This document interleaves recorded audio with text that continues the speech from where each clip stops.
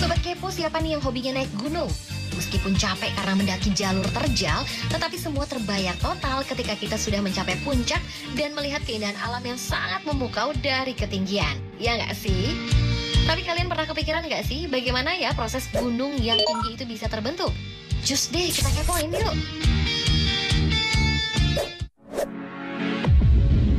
Gunung merupakan sebuah tonjolan atau bentuk permukaan bumi yang lebih tinggi dari daratan di sekitarnya.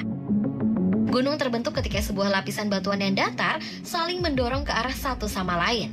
Permukaan bumi memiliki lempeng tektonik yang bergerak. Nah, lempeng tektonik tersebut saling bertubrukan hingga terjadi gempa bumi yang perlahan mendorong permukaan tanah ke atas hingga akhirnya membentuk sebuah gunung. Proses ini diperlukan untuk mencapai puluhan juta tahun loh guys. Dan keberadaan gunung sendiri memiliki banyak sekali manfaat. Salah satu yang terpenting yaitu menjaga keseimbangan ekosistem alam. Kemudian, berdasarkan sifat, umumnya gunung dapat dibedakan sebagai gunung berapi aktif, gunung berapi istirahat atau dorman, dan gunung mati.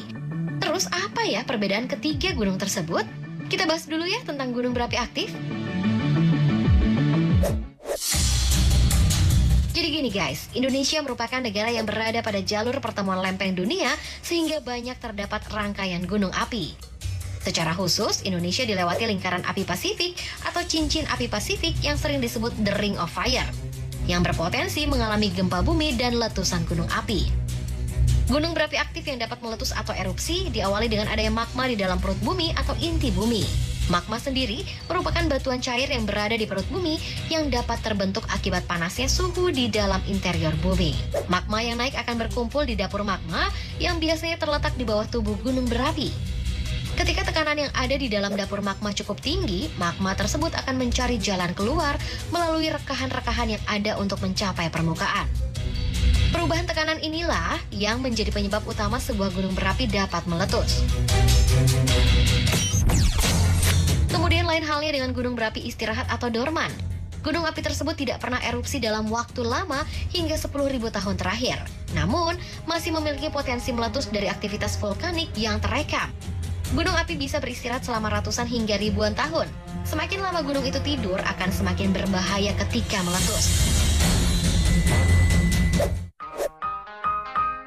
Sedangkan gunung berapi mati atau extinct volcano sebenarnya tidak bisa dikatakan mati ketika tidak melakukan aktivitas vulkanik. Karena tidak ada gunung berapi yang bisa mati dan kebanyakan adalah gunung tersebut istirahat dalam jangka waktu yang sangat lama mencapai jutaan tahun dan biasanya secara fisik ditandai dengan adanya parit-parit akibat erosi dari hujan. Semoga informasi ini berguna ya buat Sobat Kepo semua. Ingat, tetaplah menjaga kelestarian alam dan selalu jaga kewaspadaan ya ketika kita mendaki gunung.